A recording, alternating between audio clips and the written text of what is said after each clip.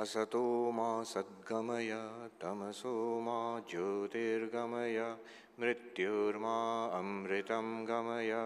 ओम शांति शांति शांति। परम श्रद्धेय संत मंडली और जो सम्मानित यहाँ पर अतिथि मंडली हैं, छात्र हैं, शंकर दूत जो यहाँ हैं, आप सबको प्रणाम, स्वागत है। कल जो हमने शुरू किया था उसको थोड़ा आगे बढ़ाएंगे। कल जैसे चल रहा था जो, और कुछ सुनाएंगे आज। इस एकता की, एकत्व का जो प्रासंगिकता है, इसके बारे में थोड़ा कहना चाहते हैं। मूल विषय पर आने से पहले स्वामी विवेकानंद कहते थे कि वेदांत यानी दो चीज़ है। एक तो है हमारे अंदर अंतर्निहित देवत्व और इनर डिविनिटी, और दूसरी बात है वननेस ऑफ ऑल एग्जिस्टेंस, एकत्व, जिसके जो हमारा which is our theme today. So oneness and the divinity within us, ये दो, the two aspects. Swami Vivekananda सच की, सत्य की कुछ टेस्ट दिए हैं, how to test something is true और नॉट। तो उसमें एक जगह कहते हैं that which makes for oneness is true, that which divides is not true. तो जो एकत्व के ओर ले जाता है वो सत्य है, ये जान लो। जो भेद सृष्टि करता है वो सत्य नहीं है। और भी दूसरे जगह कहते हैं कि जो what is unselfish is true, that which is selfish is false। और एक जगह कहते हैं जो that which makes you strong, which gives you strength, that is true, take that up, that which weakens you, avoid it as poison। तो ये कुछ tests हैं ऑफ ट्रूथ। एकत्व एक टेस्ट है, अनसेल्फिशनेस, निस्वार्थता, ये एक टेस्ट है ऑफ ट्रूथ। स्ट्रेंथ, शक्ति, ये एक टेस्ट है ऑफ द ट्रूथ। इसकी क्या उपयोगिता है वेदांत की, एकत्व की? I was just thinking, in New York we have the headquarters of the United Nations. तो यूनाइटेड नेशंस के हेडक्वार्टर्स न्यूयॉर्क में है। वहाँ आप अगर जाएंगे तो तीसरे फ्लोर पर हेडक्वार्टर्स बिल्डिंग में एक जगह बहुत बड़ी बड़ी एक पत्थर पर लिखा हुआ एक इंस्टॉलेशन है। उसमें देयर इज अ सेइंग, एक कहावत लिखा हुआ है कि हर धर्म में common principle, in all religions there is one common principle which is called the golden rule. Golden rule वो क्या है? हर धर्म में है कि to treat others as you would have them treat you. दूसरों से ऐसा व्यवहार करो जो आप उनसे अपेक्षा रखते हो। तो उनसे जैसा आप अपेक्षा रखते हो उसी तरह का व्यवहार उन लोगों से, बाकी सबसे करना है। ये वेदांत में कई जगह में ये है, उपनिषदों में है, गीता में है। सीधी बात तो परम योगी किसको कहा जाता है? भगवत गीता में श्री कृष्ण कहते हैं आत्मौपम्येन सर्वत्र, जो सब जगह, हे अर्जुन, सब में अपने आप जैसा दिखता है। जो सुखम वा यदि वा दुखम, जो हमें सुख देता है उसको भी वो सुख देगा। हमको जो जिससे कष्ट होता है उनको भी उसी से कष्ट होता है। जैसे हम अपना कष्ट निवारण की चेष्टा करते हैं, दूसरों की भी कष्ट निवारण की चेष्टा करनी चाहिए। जैसे अपना सुख के लिए हम काम करते हैं, दूसरों की सुख के लिए भी काम करना चाहिए। वही सबसे बढ़िया, सर्वोत्तम योगी है, परम योगी उसको कहते हैं। तो this is the golden rule. ये तो अलग अलग तरीके से उपनिषद में, गीता में, हमारे शास्त्रों में बहुत जगह में दिया हुआ है। तो golden rule is to treat others as you would have them treat you. लेकिन यहां प्रश्न उठता है कि क्यों, आखिर क्यों? Why should I treat others well? I want good treatment from others. सब हमारे साथ अच्छी व्यवहार करें, अच्छा सुलूक करें, ये हम चाहते हैं।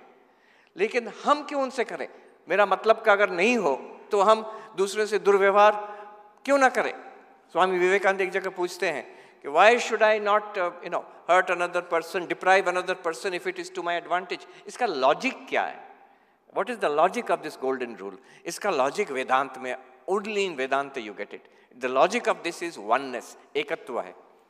क्योंकि हम सब एक हैं, एक ही सत्ता में ये सारी दुनिया भास रही है. अगर हम किसी दूसरे का नुकसान पहुंचाते हैं तो वो in a deep existential sense it's also we are harming ourselves. हम लोगों को पता नहीं चलता है, हम सोच रहे हैं कि अपना फायदा उठा रहे हैं दूसरों को एक्सप्लॉइट करके, but actually I am harming my self. Because जो जिसको लगता है कि वो दूसरा है, वो दूसरा एक्चुअली वो दूसरा है नहीं, वो अपना आपा ही है. लगता है वो अलग है. स्वप्न में, स्वप्न दृष्टांत लीजिए, जहाँ हम जिसको भी देखते हैं वो हमसे अलग नहीं है, वो हम ही उस रूप में दिखाई दे रहा है. वेदांत कहता है एक ही आत्मा है, एकत्व है, इसीलिए सबसे सुंदर व्यवहार, सबसे नैतिक व्यवहार, सबसे प्रेम पूर्ण व्यवहार करना चाहिए, क्योंकि वो आप खुद ही हैं, अपना ही आत्मा उस रूप में दिखाई दे रहा है. It is the foundation of all ethics. Swami Vivekananda कहते हैं कि ethics, why should one be ethical, why should one be moral, इसका ग्राउंड क्या है, आधार क्या है, नैतिकता का आधार क्या है? आधार ये है अद्वैत वेदांत, ओनली अद्वैत गिव्स इट. जो मेटाफिजिकली हम लोग सब एक हैं, उसी से आता है एथिक्स. ये बहुत बड़ी समस्या है दर्शन शास्त्र में, आज तक इसका डिबेट चल रहा है. ये अभी बताया हार्वर्ड यूनिवर्सिटी में एक कोर्स चल रही थी एथिक्स पर, और पढ़ा रहे थे, आप सबके परिचित होंगे नाम, प्रोफेसर अमर्त्य सेन जो नोबेल प्राइज विनर हैं. वहाँ पर वो 2 चेयर में उनका है, एक तो इकोनॉमिक्स पढ़ाते हैं और एक दर्शन पढ़ाते हैं, फिलॉसफी. तो उनका वो क्लास में मैं जाके बैठता था और सुनने के लिए क्या पढ़ा रहे हैं. तो एक मूल समस्या ये है, why should we be ethical? And the answer is from Advaita, because of oneness, because of this, ये एकत्व के लिए यहां से आता है ethics, the ground of ethics. तो मूल विषय पर आइए. अभी I was just thinking, the topic is oneness and we have 2 lectures on oneness. आप सोचिए, विषय है एकत्व, लेकिन वक्तृता जो भाषण है 2. आप 2 का पीछा छुड़ा नहीं सकते, द्वैत आपका पीछा करता रहेगा. आप एकत्व की ओर बढ़ेंगे, लेकिन द्वैत से ही अद्वैत की ओर बढ़ेंगे. तो आज का जो थीम, जो मूल विषय आज का है कि कैसे हम द्वैत से अद्वैत में जाते हैं. एंड फॉर माय बेसिस, आज का जो वक्तव्य है, इसका आधार है आदि शंकराचार्य का जो बहुत विख्यात प्रकरण ग्रंथ है अपरोक्ष अनुभूति. उससे कुछ विचार हम करेंगे, आपके सामने भी ये विचार रखेंगे, हम थोड़ा इसके बारे में सोचेंगे, उसके बाद थोड़ा प्रश्न उत्तर ही होगा. we'll have some question answers. So this is the abhi this is what's on the menu in front of us. तो अपरोक्ष अनुभूति, ये शब्द भी बहुत इंटरेस्टिंग है कि what is the subject matter of अद्वैत वेदांत. एक होता है प्रत्यक्ष, यानी जो हम देख रहे हैं, अभी आप देख रहे हैं, हम भी देख रहे हैं, आप लोगों को हम देख रहे हैं, सुन रहे हैं, we see, hear, smell, taste, touch, इस सबको प्रत्यक्ष कहा जाता है. जो डायरेक्ट परसेप्शन से हमको ज्ञान मिल रहा है, ये प्रत्यक्ष है. इससे बाहर, इससे दूर, हमारे इंद्रियों से परे जो है, उसका भी ज्ञान हमको होता है, उसको कहते हैं परोक्ष. तो किताबों में पढ़ते हैं, स्कूल में पढ़ते हैं, कॉलेज में पढ़ते हैं, हम विज्ञान की प्रक्रिया से उसको वहाँ अनुमान लगाते हैं, साइंस सीखते हैं, धर्म का भी ज्ञान होता है शास्त्र से. ये सब परोक्ष है. परोक्ष क्योंकि ये इंद्रिय ग्राह्य नहीं है डायरेक्टली. तो एक परोक्ष, एक प्रत्यक्ष होता है और एक परोक्ष होता है. और एक है जिसको कहते हैं अपरोक्ष. ये जो हम देख रहे हैं, सुन रहे हैं, सोच रहे हैं, ये सब हमारे सामने उद्भासित हो रहा है. We are able to experience everything continuously. We are having this first person experience. मन में जितनी वृत्तियां उठ रही हैं, वो सब वो साक्षी जो चैतन्य है, कॉन्शियसनेस है, उससे हम लोगों को अनुभव हो रहा है. इसको कहते हैं अपरोक्ष. इससे भी आगे बढ़ के है जो ब्रह्म, जो चैतन्य खुद है, उसके लिए उपनिषद में कहा गया है साक्षात अपरोक्ष। तो ये अपरोक्ष यहाँ दो अर्थ में शंकराचार्य व्यवहार कर रहे हैं कि एक जो साक्षी भाष्य है, जो चैतन्य से, कॉन्शियसनेस से जो हम अनुभव करते हैं वो अपरोक्ष है, और दूसरी अर्थ में कॉन्शियसनेस खुद अपरोक्ष है। ये अपरोक्ष अनुभूति जो ग्रंथ है उसमें पहले शंकराचार्य, आदि शंकराचार्य कुछ विचार करते हैं। विचार किसके बारे में? हम क्या हैं? हु एम आई भी ठीक नहीं है। What am I? Who am I तो मेरा वो क्या बोलते हैं, सीवी, रिज्यूमे, वो हु एम आई उसमें आ जाता है। लेकिन व्हाट एम आई, क्या हम इस हड्डी मांस रक्त का ये शरीर है? क्या हम कुछ चिंता है, some thoughts, some memories, some stories, some narrative? Am I a combination of this mind and this body? Is this who I am? Am I this person? Is this who I am? Is this what I am? ये एक body mind का एक biological psychological bundle जो है, क्या ये हम हैं या इससे आगे, इससे परे कुछ है? This is the question, this is the inquiry. Upanishad तो सीधी बोलती है कि आप वो नहीं हो, आप उससे परे शिव केवलो हम 10 श्लोकी। अब इतनी सुंदर चैंटिंग हम लोग सुन रहे थे, इस पर प्रकांड विद्वान संत महात्मा रहे हैं, मधुसूदन सरस्वती जी, सिद्धांत बिंदु इस पर है। एक एक जो श्लोक भी नहीं, एक एक जो शब्द है उस पर he has written page after page, सूक्ष्म विचार है उसमें। आखिर में शंकराचार्य कहते हैं वेदांत सिद्धांतम कथम ब्रवीमि, कैसे मैं वेदांत सिद्धांत कहूँ, और उसी के बारे में शंकराचार्य कह रहे हैं कैसे उसको समझाऊं, कैसे बोलूँ, वो कहा नहीं जा सकता। It can not be expressed in language. अभी हमको 45 मिनट्स बोलना ही है इसके ऊपर, जो जिसको कहा नहीं जा सकता है। लेकिन वेदांत की महिमा यह है that which can not be expressed in language, in order to express that, हमारे पास भाषा के अलावा क्या है? और शब्द ही है। तो शब्द में उसको कहना है जिसको शब्द में कहा नहीं जा सकता है। वेदांत सिद्धांतम कथम ब्रवीमि, लेकिन उसके लिए भी ये वेदांत का खूबी है that Vedanta has evolved strategies, methods of expressing something which cannot be expressed in language. अलग अलग उपाय से, जैसे एक है जो नेति उपाय से, निषेध करके, अगर जो सत्य है इसको हम कह नहीं सकते हैं तो इतना तो कह सकते हैं कि सत्य क्या नहीं है, जो सत्य नहीं है उसको तो डिनाई कर सकते हैं, निषेध कर सकते हैं। वो एक उपाय है, नेति उपाय है, नेगेटिव। दूसरा उपाय है, कभी कहानी से कहा जाता है, कोई व्याख्यान देकर कुछ कथा से समझाया जाता है। कभी कभी है कि विरुद्ध बात, कॉन्ट्रडिक्शन, जो सबसे दूर है सबसे नजदीक है, जो दौड़ता रहता है लेकिन एकदम स्थिर है, जो बड़े से बड़ा है लेकिन छोटे से भी छोटा है। तो ये तो विरुद्ध बात हो गई, दो बात एक साथ विरुद्ध, कॉन्ट्रडिक्टरी है। इसका मतलब क्या है, क्यों कहा जाता है? जो ज्ञानी के लिए, जो साधारण जनों के लिए दिन है वो ज्ञानी के लिए रात है, और जो ज्ञानी के लिए दिन है वो साधारण लोगों के लिए रात है। इसका मतलब क्या है? This contradictory terms. यही आपके ओंकारेश्वर वाले रामानंद सरस्वती जी थे, उनके भाषा में मैं कह रहा हूं, वो एक बार कह रहे हैं, दो विरुद्ध बात आपको एक साथ समझ में आवेगी तो वेदांत पकड़ में आवेगी आपको।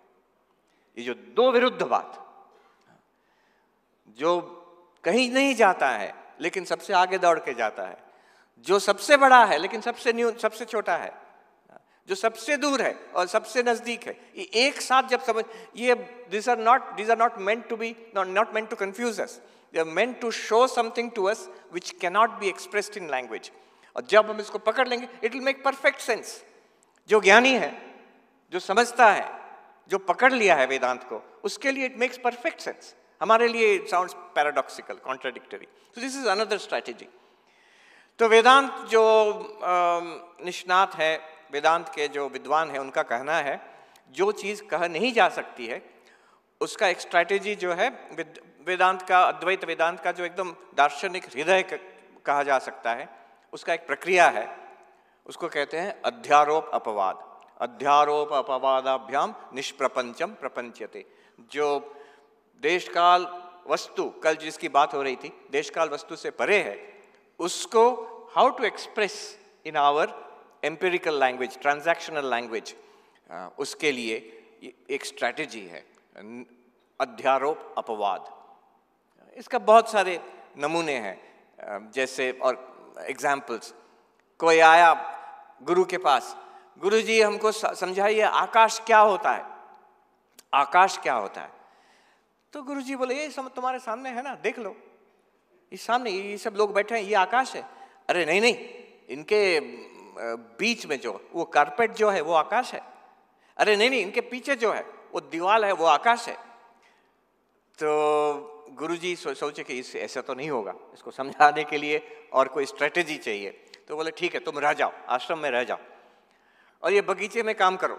सामने बगीचा था आश्रम का, उसमें काम करो, पौधा लगाओ। तो पौधा लगाया और दिन भर मेहनत करता था जो शिष्य है, और धीरे धीरे वो पौधा बढ़ने लगा। एक दिन आया कि सामने पौधा सब फूल हुआ है, बड़े बड़े पौधे सब हैं सामने, आश्रम में ढक गया है सामना, आश्रम का जो फ्रंट व्यू है। तो सडनली जो गुरुदेव हैं अकस्मात शिष्य को कहते हैं कि आज सुबह से तुम लग जाओ, ये सब साफ कर दो, जितना सारा पौधा हुआ है सब साफ कर दो, काट दो, सब एकदम जड़ समेत उखाड़ दो। तो मेहनत करने लगा, सबको साफ कर दिया सामने से। और फिर गुरुदेव कहते हैं देखो आकाश, सामने आकाश। तो जो था पहले से उसको समझ में नहीं आ रहा था, वो उसको ढक दिए गुरुदेव ने, अध्यारोप कर दिए, फिर उसका अपवाद कर दिए। तो उसको पकड़ में आ गया कि ओ, इसको आकाश कहते हैं, इसी को आकाश कहते हैं। वो वही स्वामी जी रामानंद सरस्वती जी, हमको तो हम यहाँ नहीं देखे उनको, लेकिन वो जाते थे साधना सदन कंखल में, तो वहाँ जाके हम कुछ कुछ समय उनके सामने बैठते थे और उनकी बातें सुनते थे। तब प्रश्नोत्तरी करते थे, क्लास नहीं करते थे, लेकिन प्रश्नों को जवाब देते थे। तो वो ऐसे उदाहरण देते थे, ये जैसे ये पर्दा और फिल्म की उदाहरण, ये वो कई बार दे चुके हैं। जैसे कोई, वो कहते थे कोई बच्चा मान लो नहीं जानता है कि सिनेमा क्या होता है। अब तो ऐसे ये उदाहरण आज का काम नहीं करेगा, सब लोग जानते हैं सिनेमा क्या है, ऐसा बच्चा मिलना तो विरला है, लेकिन मान लो ऐसा कोई बच्चा है, तो उसके पिताजी उसको शहर ले जाते हैं सिनेमा दिखाने, और जाते वक्त समझा देते हैं कि देखो बाबू, देखो एक पर्दा हो, वहाँ देयर इज अ स्क्रीन, एक पर्दा है, पर्दा होगी, उस पर छवि, पिक्चर्स, और ये इसको कहते हैं सिनेमा। तो जब अंदर जाते हैं वो लोग सिनेमा हॉल, सिनेमा शुरू हो गई है, फिल्म शुरू हो गई। मुश्किल तो ये है, जब हम जन्म लेते हैं, जिंदगी में आते हैं, फिल्म शुरू हो गई है, बीच में आते हैं हम लोग। शुरू से देखते तो समझ में आ जाता है, पकड़ में आ जाता है, लेकिन शुरू से नहीं देखते। सब शुरू, माता पिता हैं, स्कूल है, कॉलेज है, संसार दुनिया सब चल रही है, उसके बीच में हम आके हाजिर हो जाते हैं। तो सिनेमा शुरू हो गई है, तो वो लोग बैठ के, पहला जो होता है सबका, वो मूवी सिनेमा में वो एकदम मग्न हो जाता है, वो एकदम बूंद हो जाता है उसमें, वो एंजॉयज द मूवी। तो मान लो कि महाभारत की कोई दिखाया जा रहा है, तो कुछ देर बाद उसको क्वेश्चन, जिज्ञासा होती है, जैसे हम लोग को होता है। पहले तो हम लोग जीवन में मग्न रहते हैं, मशगूल रहते हैं उसमें, उसके बाद प्रश्न उठता है। तो बच्चे को प्रश्न उठता है, वो कहते पिताजी आप जो कह रहे थे कि सिनेमा है, पर्दा है, तो कौन सा पर्दा है, पर्दा कौन सा है वहां, आप दिखाइए। तो पिताजी बोलते वो सामने तेरा, ये तो सामने है ना पर्दा, तो ये सामने यानी ये अर्जुन खड़ा है, ये पर्दा है। तो नहीं नहीं, उनके पीछे, ओ उनके पीछे कृष्ण भगवान खड़े हैं, वो पर्दा है। अरे नहीं नहीं, उनके पीछे, अरे उनके पीछे वो रथ है, वो पर्दा है। अरे नहीं, उसके भी पीछे यानी कुरुक्षेत्र युद्ध क्षेत्र, वो पर्दा है। अरे ये सबको हटा दो, ओ पर्दा मतलब कुछ नहीं, शून्य है। अरे नहीं नहीं नहीं, ये सब मिला के, ओ यानी पर्दा मतलब युद्ध क्षेत्र और रथ और घोड़ा और कृष्ण और अर्जुन, इसको पर्दा कहते हैं। अब समझाएं कैसे? आप जहां दिखाओगे वहां कुछ ना कुछ है, नाम रूप है। कोई पिक्चर है उधर, आप दिखाओगे ये ब्रह्म है, हम लोग समझेंगे यही, अच्छा ये आदमी ब्रह्म है, ये ब्रह्म, तुम ब्रह्म हो, अच्छा ये शरीर, मैं ब्रह्म हूं।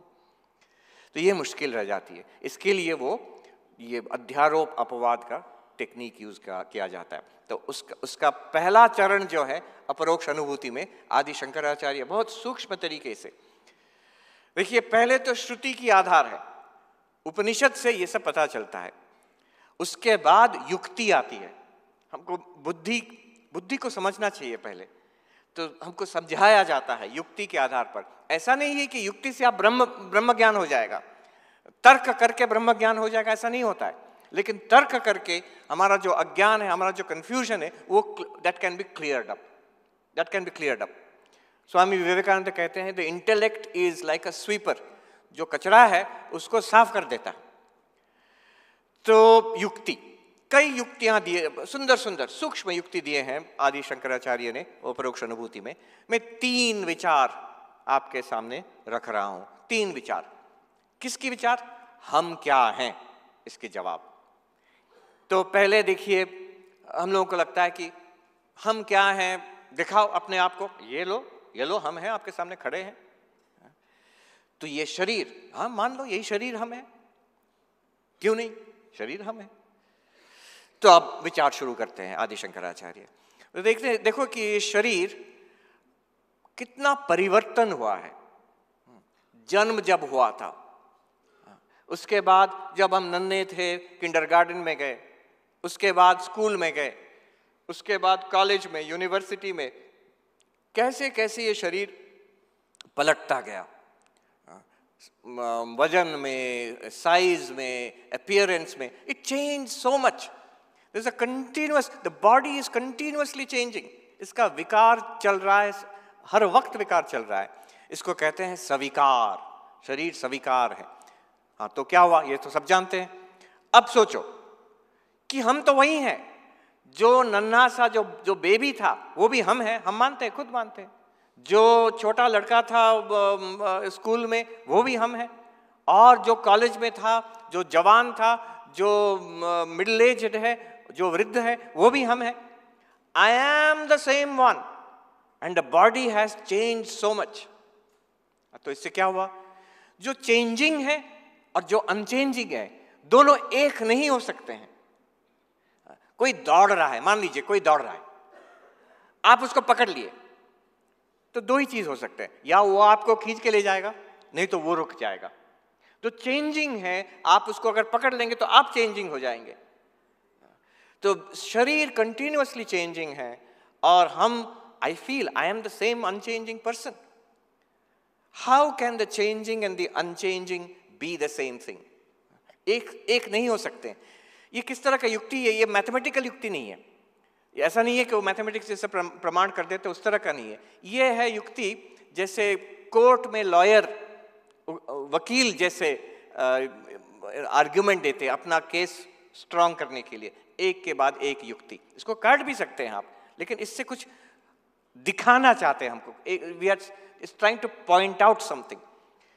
तो स्वीकार निर्विकार, तो हम निर्विकार हम, और स्वीकार शरीर, हम नहीं हो सकते हैं शरीर। अच्छा, दूसरा युक्ति देखिए, जो हम जानते हैं, जिसको हम देखते हैं, वो हम नहीं है। जो दृश्य है, हम जिसका हम दृष्टा हैं, दृष्टा और दृश्य कभी एक नहीं हो सकते हैं। सब्जेक्ट और ऑब्जेक्ट कभी एक नहीं होता है। तो हम ये टेबल को देखते हैं, टेबल हम देखते हैं, तो हम क्या टेबल हो गए? कभी नहीं। ये तो this is crazy. What we know we are different from that, what we see we are different from that. In fact ये जो आंख है, ये किसको देख सकता है? जो आंख से कुछ अलग है, हटके है, उसी को आंख देख सकती है। आंख अपने आप को नहीं देख सकती। आप कहेंगे महाराज जी घूम के देख लीजिए, आप अपना आंख देख लेंगे, लेकिन वो तो आंख की पिक्चर है। आईना में देखिए, वो तो आंख की रिफ्लेक्शन है, प्रतिबिंब है। आंख जैसे सीधी सीधी इसको देख रही है, आपको देख रही है, उस तरह से सीधी सीधी अपने आप को नहीं देख पाएंगे। जो दृष्टा है और दृश्य है वो अलग होते हैं, एक कभी नहीं हो सकते हैं। अब देखिए शरीर को, क्या शरीर दृश्य है आपकी? Are you aware of the body? Do you know the body? Do you experience the body? हाँ, शरीर को पंच ज्ञान इंद्रिय, पांचों इंद्रिय शरीर को दृश्य बनाते हैं। आप देख सकते हैं, छू सकते हैं, पेट में भूख लगी है, शब्द हो रहा है, वो भी सुन सकते हैं। तो पांच ज्ञान इंद्रियों से आप बॉडी को ऑब्जेक्टिफाई कर सकते हैं हम। तो इसीलिए हम दृष्टा हैं और शरीर दृश्य है। दृष्टा और दृश्य कभी एक नहीं हो सकता है, इसीलिए हम शरीर नहीं है। ये दूसरी युक्ति है, दूसरी युक्ति। और एक युक्ति शंकराचार्य करीब 7-8 युक्तियां दिए हैं इसमें अपरोक्ष अनुभूति में। हम और एक देते हैं, सूक्ष्म थोड़ा है। जो चेतन है और जो जड़ है वो अलग होते हैं। I am aware, therefore I am conscious, and I am aware of the body. शरीर, ये दृष्टा और दृश्य अलग युक्ति है और चेतन जड़ अलग युक्ति है। इस तरह से देखिए, जैसे ये पुष्प है, हम चेतन हैं और इसका अनुभव हमको है। क्या ये चेतन है? हो सकता है, लेकिन हमको ये उसका चेतन का अनुभव नहीं है। हमको अनुभव है कि हम चेतन हैं और ये हमारे लिए एक जड़ वस्तु है। जड़ क्या है? वेदांत में जड़ क्या है? वेदांत में जड़ वो है जो चेतन का विषय बने, ऑब्जेक्ट। जो भी आप विषय बना सकते हैं उसको जड़ कहते हैं वेदांत में। जिसको आप जान सकते हैं, देख सकते हैं, छू सकते हैं, चख सकते हैं, उसके बारे में सोच सकते हैं, उसको आप भाषा से प्रकट कर सकते हैं, वो सब जड़ है।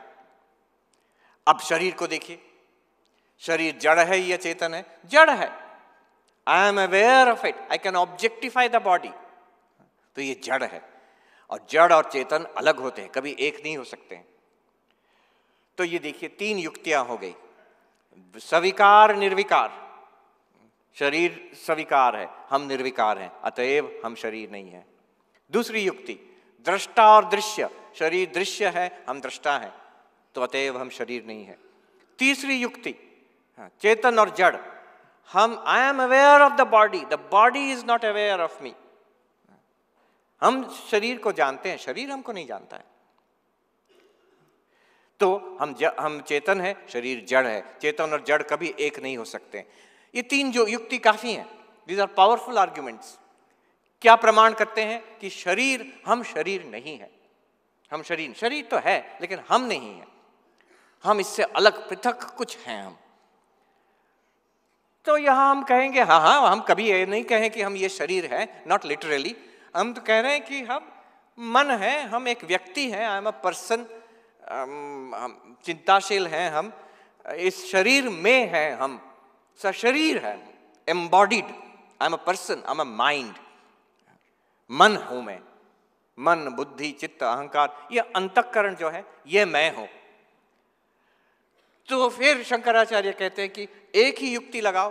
वो 7-8 युक्तियां बहुत सुंदर सुंदर दिए हुए हैं उधर अपरोक्ष अनुभूति में। अब ये 3 युक्ति लगाइए, मैं मन हूं या नहीं।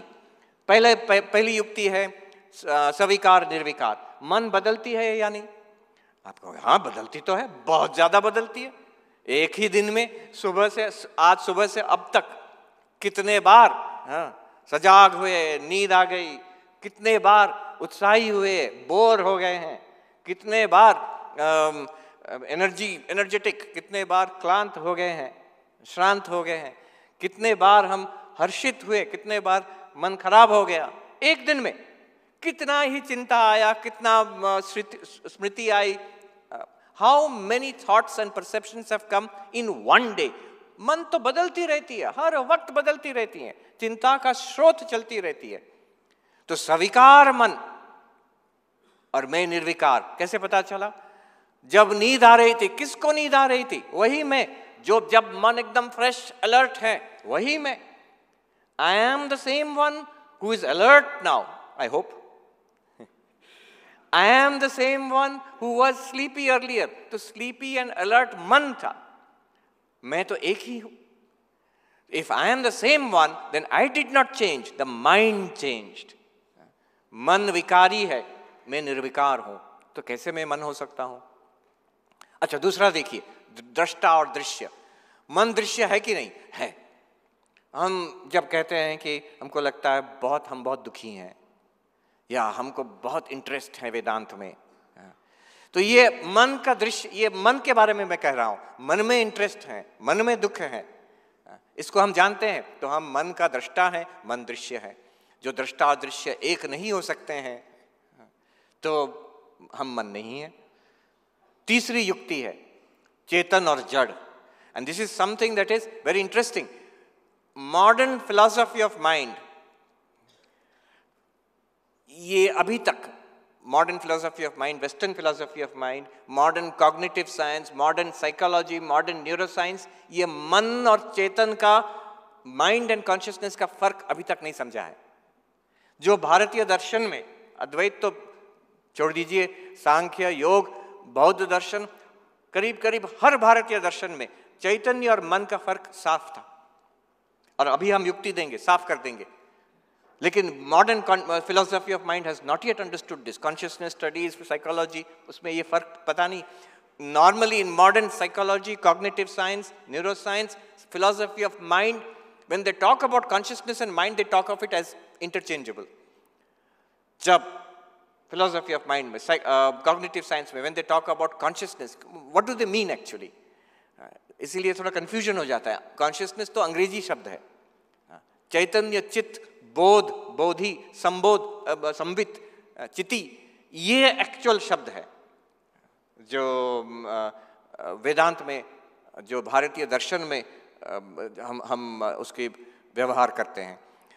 But consciousness is an ambiguous word.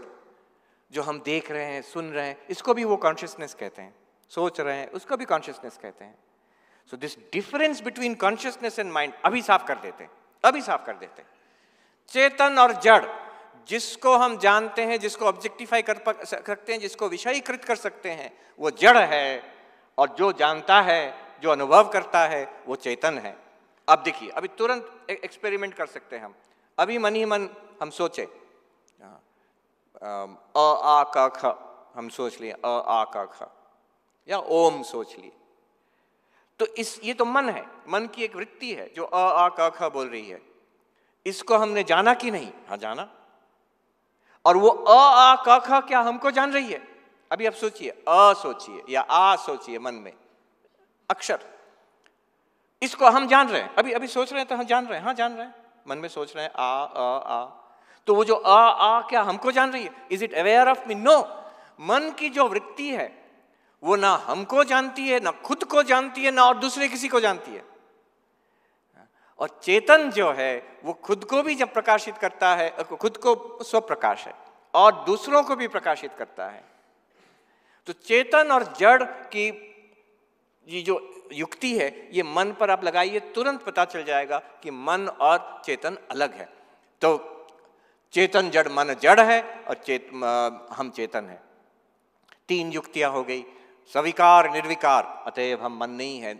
विकारी मन हम नहीं है। दृष्टा और दृश्य, दृश्य मन हम नहीं है। चेतन और जड़, जड़ मन हम नहीं है। तो हम क्या है? हम शरीर मन का दृष्टा है, चेतन है, निर्विकार है। इसी को कहते हैं आत्मा, इसी को कहते हैं चैतन्य, इसी को कहते हैं पुरुष। जो भी कहते हैं, बहुत सारे पारिभाषिक शब्द हैं वेदांत में। तो ये हुआ पहला चरण, विवेक का, विचार की जो फर्स्ट स्टेप। फर्स्ट स्टेप क्यों? अभी शंकराचार्य ही ड्रॉप्स अ बॉम्बशेल, अपरोक्ष अनुभूति में 40th वर्स, 40th जो श्लोक है, उसमें कहते हैं, जो अभी तक समझ में आ गया सबको, तो हमसे कहते हैं आप लोग को समझ में आ गया? हम लोग से हाँ समझ में आ गया, आगे बढ़िए। शंकराचार्य कहते हैं समझ में आ गया? हाँ समझ में आ गया। शंकराचार्य कहते हैं बहुत बड़े गड्ढे में गिरोगे अभी तुम। हाँ, वहां कहते हैं इससे क्या फायदा, क्या पुरुषार्थ साधित हुआ आपका? ये तो घोर द्वैत है। ये पहले हम 2 विभाग कर दिए थे। हम हैं कहाँ? आ नखाग्रात, यहां तक हम हैं, इससे आगे सब आप हैं, अलग हैं हमसे। हाँ, द्वैत है, हम ये हैं और बाकी सब हमसे अलग है। अब वही द्वैत और सूक्ष्म तरीके से हो गया कि ये शरीर भी हम नहीं है, मन भी हम नहीं है, हम चेतन है, और हमसे अलग है मन, शरीर और जगत। डिवाइडिंग लाइन, बॉर्डर जो है उसको थोड़ा शिफ्ट कर दिए हम। द्वैत फिर अभी भी द्वैत है। शंकराचार्य कहते हैं ये जो इदम, ये जो देहात्म भेद, ये तो एकदम, इसमें क्या, इसमें कहते हैं प्रपंच की सत्यता साबित हो जाती है। आप दो अगर अलग कर देंगे तो दो है ना, द्वैत, अभी तो द्वैत है, कहां एकत्व हुआ, सेपरेशन हुआ। ये this is separation, this is alienation, this is difference, this is duality. ये द्वैत है, एकत्व नहीं है। तो आदि शंकराचार्य कहते तो ये क्यों किया आपने?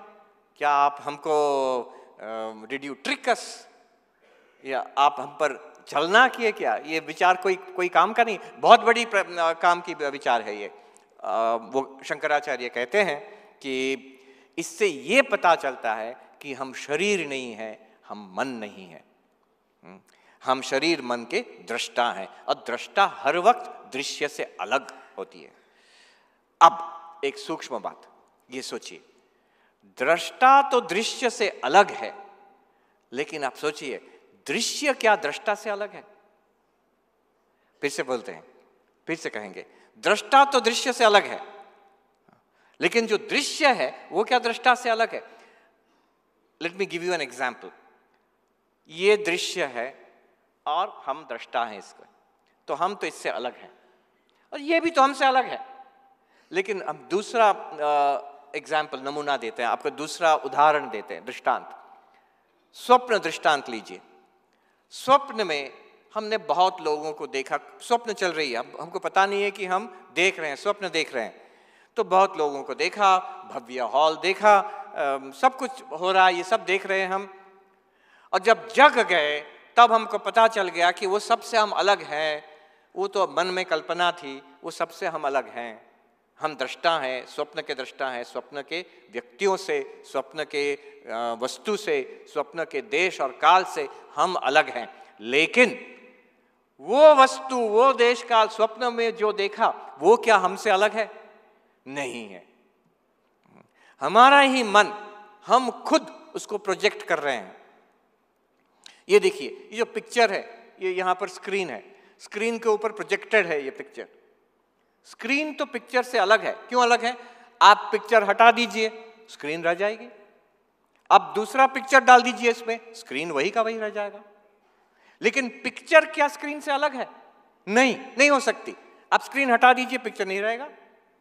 हवा में पिक्चर, आजकल 3D पिक्चर आ गए हैं, लेकिन हवा में पिक्चर वैसे नहीं आएगी। तो ये जो पिक्चर का आधार है स्क्रीन, स्क्रीन पिक्चर से आधार जो है वो पिक्चर से अलग है, लेकिन पिक्चर स्क्रीन से अलग नहीं है। अच्छा, और एक नमूना देते हैं। ये जो टेबल है, ये टेबल है हमारे सामने, पोडियम, काठ की बनी हुई है। तो ये जो काठ है, जो उपादान है जिससे ये टेबल बना है, ये तो टेबल से अलग है, क्योंकि इससे पहले ये वृक्ष था, उसके बाद उसको टेबल बनाया गया। कभी टूट जाए तो फिर काठ का टुकड़ा हो जाएगा, टेबल नहीं रहेगा। तो टेबल से ये काठ अलग है। लेकिन ये टेबल, ये क्या काठ से अलग है? नहीं।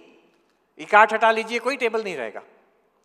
उसी तरह से ये जो हम देख रहे हैं, जिसको हमने अलग किया, ये जो दृश्य जगत है, सविकार जगत है, जड़ जगत है, ये जो दृश्य सविकार जड़ देह है, ये जो दृश्य सविकार जड़ मन है, ये सब जो अलग किया हमने, हम इसके दृष्टा निर्विकार चेतन है, ये ठीक है, ये तो सो तो ठीक है। लेकिन जिसको हमने अलग किया वो असल में अलग है नहीं। आदि शंकराचार्य कहते हैं कि अब देखो मजेदार बात, अपरोक्ष अनुभूति के अंत में एक श्लोक, हम उसको थोड़ा सा व्याख्या करेंगे, फिर we will bring it to a close and we do some question answers. Shankaracharya कहते हैं, कार्ये हि कारणं पश्येत, पश्चात् कार्यं विसर्जयेत, कारणत्वं ततो गच्छेत, अवशिष्टं भवेत् मुनिः। बहुत सुंदर श्लोक है। पहले ये जो जगत है, कार्य है, इसमें कारण को देखो, इसमें जो जिससे ये बनी है, इसकी उपादान, इसकी रियलिटी को देखो। वो उदाहरण देते हैं घट, वो घट दृष्टांत देते हैं उसमें। वो घट लीजिए, वो घट को देखिए, वो इफेक्ट है, कार्य है, उसका जो उपादान क्या है, किससे बनी है, मिट्टी से बनी है। तो पहले घट में आप मिट्टी देखिए, कार्य में कारण देखिए, घट में मिट्टी देखिए। अच्छा ठीक है, देख लिया है। टेबल में काठ देखिए, लहर में, नदी में लहर में पानी देखिए, जेवर में सोना देखिए, ठीक है, देख लिया। अब बोलते हैं कि तब आप ततो कार्यम विसर्जयत, जो कार्य है उसको छोड़ दीजिए, मन से हटा दीजिए। कैसे? वो घट को देखिए, घट को देखिए, हम नजदीक से देखेंगे तो देखेंगे वो मिट्टी से बना है। अच्छा, मिट्टी कहाँ है घट में? कहाँ नहीं है, बाहर जो आप छू रहे हैं वो मिट्टी है, अंदर देखिए वो मिट्टी है, ऊपर देखिए वो मिट्टी है, वो अंदर नीचे देखिए वो मिट्टी है। वो थ्रू एंड थ्रू अनुस्यूत है, उसमें ओत प्रोत है मिट्टी। ये कपड़ा में सूत कहाँ है? ओत प्रोत है इसमें, हर ये सब कुछ वो सूत ही है। लहर में आप देखिए पानी कहाँ है? अब कहा गया कि ये लहर पानी से बना है। अच्छा, पानी कारण है और लहर, नदी का लहर वो कार्य है। तो कोई पूछेगा ये लहर में पानी कहाँ है? आप क्या बोलेंगे कि आप अंदर जाइए, लहर के अंदर जाइए, एकदम गंभीर में जाइए, जाइए, वहाँ आपको पानी मिल जाएगी। अरे नहीं भाई, वो ऊपर पानी है, अंदर में पानी है, चारों ओर पानी है, पानी ही पानी है, और कुछ है ही नहीं उसमें। नाम रूप है, व्यवहार है, लेकिन उसका वस्तु पानी है।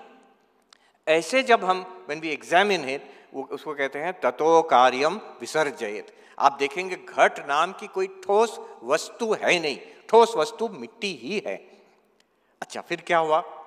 कारणत्वम ततो गच्छेत। अच्छा, मिट्टी से हम लोग कहते हैं मिट्टी है कारण और घट है कार्य। अब तो घट नाम का कोई ठोस कार्य रहा नहीं, मिट्टी ही रह गई। अगर मिट्टी रह गई, घट नाम का कोई ठोस कार्य नहीं रहा, कारण रह गया, ठोस कोई कार्य नहीं रहा, तो कारण किसका कारण है? कारण का कोई कारणत्व ही नहीं रहा। कारणत्वम ततो गच्छेत। अच्छा ठीक है, तो क्या रह गया? हम कहेंगे मिट्टी रह गई। बोले नहीं मूर्ख, मिट्टी नहीं रह गई, तुम रह गए, मुनि रह गया। अवशिष्टम भवेत मुनि ही। ये तो मिट्टी की बात नहीं हो रही है, घट की बात नहीं हो रही है, लहर की बात नहीं हो रही है, जेवर की बात नहीं हो रही है, ये अपनी अनुभव की बात हो रही है। ये आप देखो, अभी देखो, एकदम सीधे सीधे ब्रह्म ज्ञान। महाराज जी जानते हो, साधना सदन में थे गणेशानंद जी महाराज। हमने उनको देखा नहीं, लेकिन वहाँ के लोग बताइए उनके बारे में। एक बार वो वेदांत शिविर हो रही थी, तो एक के बाद एक प्रकांड वक्ता आए, सब महात्मा पंडित बोलते गए, और लोग तो सब धीरे धीरे दे बिकेम टायर्ड। इतने सारे वक्तृता, सब वही एक ही बात, तुम ब्रह्म ब्रह्म ब्रह्म। तो आखिर में महाराज से, वो गणेशानंद जी महाराज थे, वो सभा के प्रेसिडेंट थे। लास्ट स्पीच, उस प्रेसिडेंट की हालत बहुत बुरी होती है, क्योंकि सब थक गए हैं, अब उनको उठ के कुछ बोलना पड़ेगा। तो वो उठ के वो बोलना शुरू किए, लोग उठ के जा रहे हैं, पीछे से जाना शुरू हो गए हैं सभा से। तो वो खड़े हो गए महात्मा जी और कहे कि हम कोई वक्तृता नहीं देंगे इधर, हम सीधा सीधा आपको ब्रह्म ज्ञान करवा देंगे। तो जो जा रहे थे आके बैठ गए, अरे इसीलिए तो हम आए हैं इधर, अब असली बात पे आओ। तो उन्होंने क्या किया, वो ये कपड़ा उठाए, अपना जो उत्तरीय था, देखिए ये क्या है? तो सब लोग बोले कपड़ा है महात्मा जी। नहीं, कपड़ा तो है, लेकिन आप जो देख रहे हैं वो रोशनी है, ये सर्वव्याप्त जो प्रकाश है, रोशनी है, इसी से रिफ्लेक्ट होकर आपके आंखों में जा रही, कपड़ा थोड़ी जा रही है आपके आंखों में। आप देख रहे हैं, you are seeing light, whatever you see is only light. उसी तरह से हमारा जो अनुभव हो रहा है, सुबह से शाम तक, रात में स्वप्न में, गंभीर निद्रा में, फिर जागृत में, दिन के बाद दिन, महीनों के बाद महीना, ये जिसको हम संसार कहते हैं, जिसको हम कहते हैं जन्म, जिसको हम कहते हैं हमारे जो षड विकार शरीर में हो रहे हैं, हमारा पूरा जीवन जिसको कहते हैं, वो अनुभव तो है और कुछ नहीं है। इट्स ओनली एक्सपीरियंस, अनुभूति मात्र है वो। और अनुभूति क्या है? चैतन्य मात्र है। एक प्रकाश में जैसे ये सब देख रहे हैं हम, एक कॉन्शियसनेस, एक चैतन्य में, एक अनुभूति मात्र ब्रह्म में, ये सारा जीवन के अनुभव हो रहा है। ये शरीर भी, ये अपना आपा भी, ये जो हम एक पर्सनैलिटी खड़ा है इधर, मेरा अपना जो मेमोरीज हैं कि हम ये हैं, ये सब ये चैतन्य में दिख रहा है। जो दिख रहा है वो देखने की क्रिया से अलग कुछ नहीं है, और देखने का क्रिया वो मन में जो वृत्ति हो रही है, ये थोड़ा वेदांत की टेक्निकल प्रक्रिया है, लेकिन ये सीधा ब्रह्म ज्ञान तक पहुंचा देता है। जो हम देख रहे हैं, जो वस्तु लग रहा है कि अलग है, हम देख रहे हैं, लेकिन वो दिखना, जो देखने की जो प्रक्रिया है, उससे अलग कोई वस्तु की सिद्धि नहीं होती है। और जो दिखना है वो चित्त वृत्ति के उससे अलग कोई दिखना है नहीं, और चित्त वृत्ति जो है वो चैतन्य में उद्भासित हो, चैतन्य से अलग कोई चित्त वृत्ति की सिद्धि नहीं होती है। तो चैतन्य, कॉन्शियसनेस अलोन एग्जिस्ट्स। जैसे हर वो मिट्टी जो घड़ा है, उसको आप घट में आप एग्जामिन करेंगे तो देखेंगे मिट्टी और मिट्टी के सिवा कुछ नहीं है उसमें। आप बोलेंगे नहीं महाराज, वो तो नाम है, एक रूप है, लेकिन नाम रूप तो मिट्टी को हटा लो, रूप कहाँ रहेगी? वो हवा में लटके रहेगी? नहीं।